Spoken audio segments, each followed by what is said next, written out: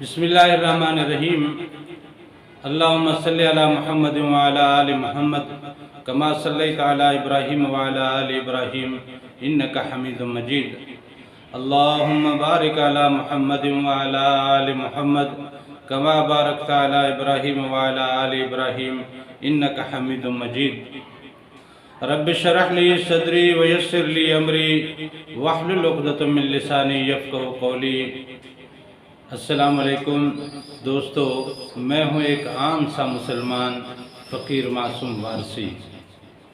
दोस्तों, सूरह फातिहा का हम मुताला करते हैं तो सूरह फातिहा की इब्तिदा होती है अल्लाह ताला की तारीफ़ से, हम्द से,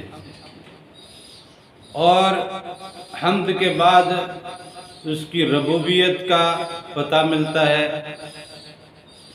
तीसरा मज़मून हमें मिलता है आलमीन का, बहुत सारे आलम, बहुत सारी दुनियाएं, बहुत सारी कायनातें अल्लाह की हम्द क्यों? इसलिए कि वो रबूबियत का दर्जा रखता है। रबूबियत किसकी रखता है? तमाम आलमीन की। आगे तमाम आलमीन की रबूबियत रखने वाला रब कैसा है? वो रहमान भी है, रहीम भी है। वो रहमान भी है, रहीम भी है, मेहरबान भी है, करम करने वाला है, मोहब्बत करने वाला है, अता करने वाला है, इनायत करने वाला है।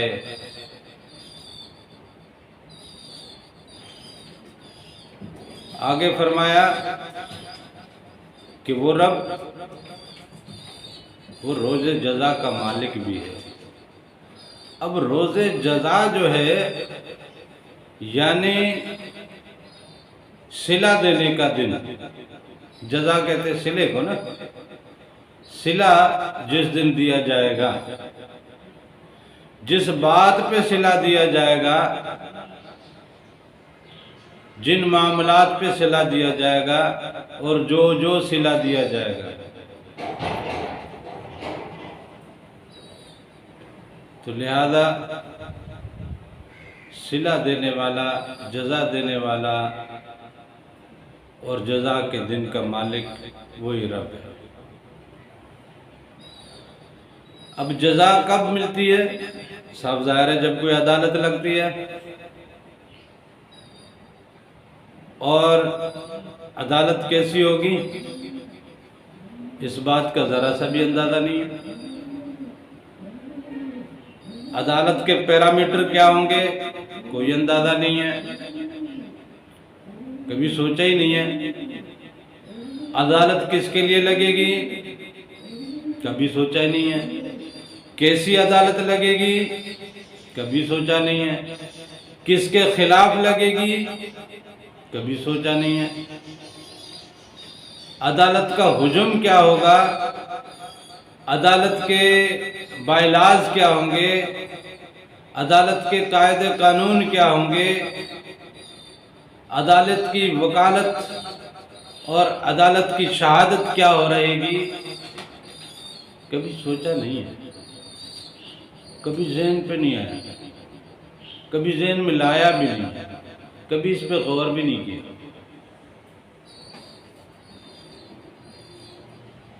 इस बात से तो इनकार अब किसी को नहीं है ना कि वो रोज़े जज़ा का मालिक है और अदालत भी लगेगी। तो एक लम्हे के लिए ज़रा सोचें, इस दुनिया की अदालत में जब पेश होना होता है, हम पे कोई मुकदमा हो तो उस मुकदमे में जब पेश होते हैं, हम अपनी कितनी तैयारी करते हैं और अपने वकीलों से कितनी तैयारी करवाते हैं, और कैसी कैसी फीस अदा करते हैं, कितनी कितनी फीस अदा करते हैं, और क्या क्या फीसें अदा करते हैं। ये तो एक मामूली सी अदालत है ना दुनिया की, और ये झूठ का पलंदा है। इस झूठ के पलंदे में अदालत ने अगर सज़ा भी दे दी तो उसके बाद उसकी और भी सारे मामलात हैं जिसकी वजह से वो सज़ा मुअत्तल भी हो जाती है, मनसूख भी हो जाती है, रुक भी जाती है, माफ़ भी हो जाती है। और फिर उसके लिए क्या क्या हीले बहाने करने पड़ते हैं। कभी इन चीज़ों पे सोचा नहीं है, कभी गौर नहीं किया कि वो रब जो तमाम जहानों का रब है और दुनिया की हर तरह की तारीफ उसकी तारीफ है, उस रब की अदालत है, वहां पेश होना है। उस अदालत का तस्वुर ही नहीं। चले अब अदालत के तस्वुर में अगर आप नहीं जाते, ना जाएं, लेकिन बात यह है कि वहां सिला तो है ना। वो मंजर अगर हमारे सामने नहीं आता, वो मंजर हमारी आंखों के आगे नहीं आता ना सही, लेकिन ये बात तो तय है कि वहां हिसाब किताब तो होना है ना। तो हिसाब किताब कैसा होना है? हमने दुनिया की अदालतों में हमारा हिसाब किताब कैसा होता है? अगर हमारा मामला अच्छा होता है, हमारा वकील अच्छा होता है, एक तो हमारा मामला भी क्लियर हो, दूसरा हमारा वकील भी इतना पुख्ता हो कि वो हमारी क्लियरिटी को शो कर सके, प्रूव कर सके, तब हम ये दुनिया की अदालत में जाके अपनी खलासी पाते हैं ना। तो रब की अदालत में हमारी खलासी के लिए हमारे मामलात, हमारी इस दुनिया की ये जो हमारी अपने ज़ात के अंदर जो बैठी हुई एक दुनिया है, उस दुनिया के साथ हम क्या अदालत कर रहे हैं? कभी इस अदालत का तो गौर करें। हमारे अंदर की जो दुनिया है, उस दुनिया में जो हमने इंसाफ किया, अगर हमने उस दुनिया के साथ इंसाफ किया तो उस दुनिया में भी हमारे साथ इंसाफ ही होगा। अगर हमने यहाँ पे हक अदा कर दिया तो वहाँ पे भी हमारे साथ हक अदा होना है। अगर हमने यहाँ नाइंसाफ़ी की है तो नाइंसाफ़ी उधर नहीं होनी, उधर फिर उस नाइंसाफ़ी की जजा होनी है, वहाँ फिर पूरा पूरा इंसाफ होना है। वो होना इस बात का है कि हमने किया क्या। अब अल्लाह की अदालत में पेश होने के लिए फिर उतनी तैयारी, दुनिया की अदालत के लिए उतनी तैयारी होनी चाहिए ना, तब जाके हम खलासी पाएंगे। तो अल्लाह की अदालत में भी तो ऐसी तैयारी होनी चाहिए ना, जहां जाके हम जाके खलासी पा सके। अब तैयारी के मरहले बड़े दुश्वार गुजार है। नमाजें पढ़ो, रातों को जाओ, पाकीज़ा रहो, रातों को जाग जाग के मुसल्ले पे अल्लाह के हुजूर सजदा रेज रहो। दुनियादारी के मामलात यूँ रखो, दुनियादारी के मामलात में सफाई रखो, इंसाफ रखो, दुनियादारी के मामलात में रवादारी रखो, रिश्तेदारों के साथ रवादारी रखो। ये तमाम मामलात दुनियादारी के बड़े ही कठिन हैं। कभी कभार ऐसे ऐसे मामलात सामने आ जाते हैं, इंसान भटक जाता है, बहक जाता है, इंसान सुस्त पड़ जाता है, इंसान कमज़ोर पड़ जाता है, और फिर जो हकीकी इंसाफ होना चाहिए वो हो नहीं पाता। वो इंसाफ हम फिर कर नहीं पाते। हम अगर इंसाफ नहीं कर पाएंगे तो फिर आगे चल के हमारे साथ मामला भी वैसा ही होना है। अगर यहाँ इंसाफ नहीं किया तो वहाँ भी इंसाफ हमारे साथ जो होना है वो फिर हमारे हक में इंसाफ तो नहीं होना। जिनके साथ यहाँ नाइंसाफ़ी की है उनको तो वहाँ इंसाफ मिलना है। जब उनको इंसाफ मिलना है तो हमारे साथ तो बड़ा मामला पेचीदा हो जाता है। लिहाजा दुनिया में जो कशिश है, दुनिया में जो ताकत है, दुनिया की अपनी जो ताकत है, उस दुनिया की ताकत ने, ज़ाहिरी दुनिया की ताकत ने हमें इतना बहका के भटका के रखा है कि हम अपने अंदर की दुनिया को पहचान नहीं पा रहे, हम अपने अंदर की दुनिया में झांक नहीं पा रहे, हम अपने अंदर की दुनिया के साथ इंसाफ नहीं कर पा रहे, क्योंकि हमने अपने आप को बाहर की दुनिया में उलझा दिया है। जब बाहर की दुनिया के साथ हमने उलझा दिया है तो अंदर की दुनिया के लिए हमारे पास वक्त ही नहीं है। न उसे संभालने का, न उसके लिए सोचने का। जब उसको संभालने और सोचने के लिए हमारे पास वक्त नहीं है तो वहाँ हमारा हाल क्या होना है, वहाँ हमारे साथ क्या बीतनी है, कैसे मुंह देना है, क्या वकील तैयार किया है, कौन सा वकील तैयार किया है। वो वकील जो यहाँ भी मिंबर रसूल पे खड़ा होके, मस्जिद के मिंबर पे खड़ा होके आज भी यहाँ पे जनाब नफरत की बात करता है कि वो काफिर है, वो काफिर है,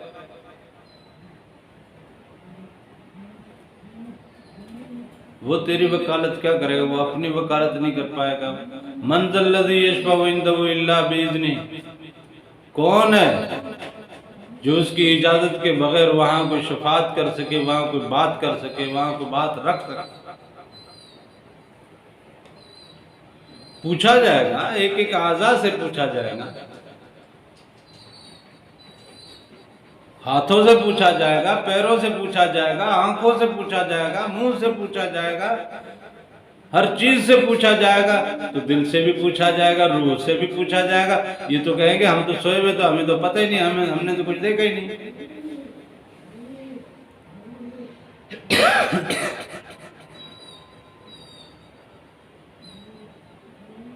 ये तो आपके हक में गवाही देंगे नहीं। जब ये आपके हक में गवाही नहीं देंगे तो आपकी फिर क्या हालत होनी है, फिर वो आप खुद सोच लें।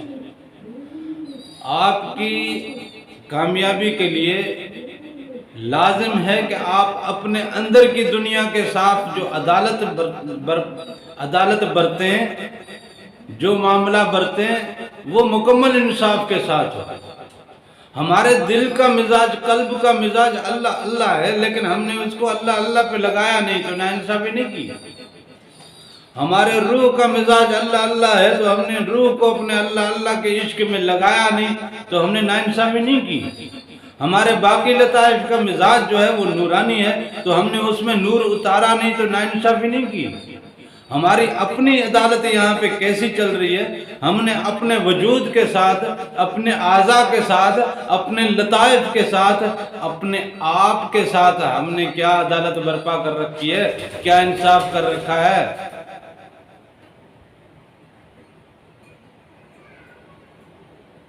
अगर हमने अपने वजूद के साथ, अपने लताइफ के साथ, अपने आप के साथ हमने इंसाफ नहीं किया तो अब इनका मामला जब वहां पेश होना है तो आपके साथ क्या होना है,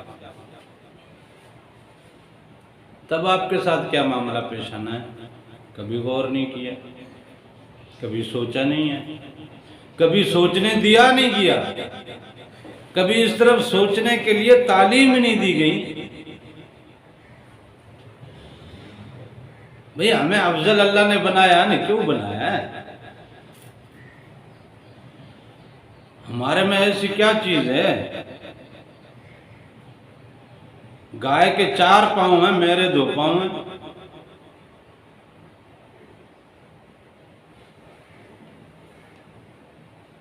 गाय के पास जो ताकत है वो मेरे पास नहीं है। वजन कितना है उसका, मेरा क्या है वजन?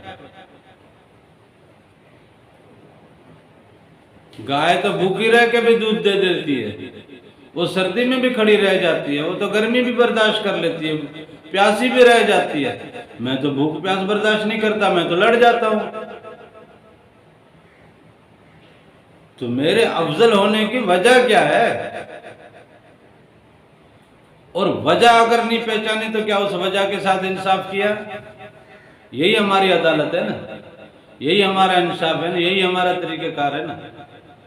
हमने अपने वजूद को नहीं जाना, अपने रूह को नहीं जाना, अपने कल्ब को नहीं जाना, अपने अंदर के लताइफ को नहीं जाना, अपने अंदर की नूरानी कैफियत को नहीं जाना, अपने अंदर की पूरी कायनात को नहीं जाना। ये पूरी जो बाहर दिखती है कायनात, ये इंसान के अंदर की कायनात है जो बाहर दिख रही है। ये कोई बाहर की अलग की तो कायनात नहीं है, ये इंसान के अंदर की कायनात है जो बाहर दिख रही है। ये मेरे अंदर का मिजाज है जो बाहर रिफ्लेक्ट कर रहा है। मेरे अंदर में बुराई बसी हुई है तो बाहर में मैं बुराई कर रहा हूँ। अंदर में नूर बसा होगा तो बाहर भी नूरानी मामलात होंगे। अंदर में मेरे मोहब्बत उतरी होगी तो बाहर भी मोहब्बतें बखेरूंगा ना। अंदर में नरमी होगी, अंदर में अता होगी, अंदर में शफा होगी तो बाहर भी शफा दूंगा, नरमी दूंगा, अता दूंगा, सिला रहमी करूंगा। और बहुत सारे मेरे जितने भी खसाइल हैं वो मेरी जात से वाबस्ता है। मेरे अंदर की दुनिया मैंने उजाड़ के रखी है तो बाहर की दुनिया भी उजाड़ दी मैंने। बाहर की दुनिया संवरेगी तब जब अंदर की दुनिया संवरे ना। और अंदर की दुनिया संवारने के लिए हमने कभी सोचा नहीं है, कभी इस पे गौर नहीं किया। और इस पे गौर ना करना, इस पे ना सोचना, यही असल में शैतान की चाल है।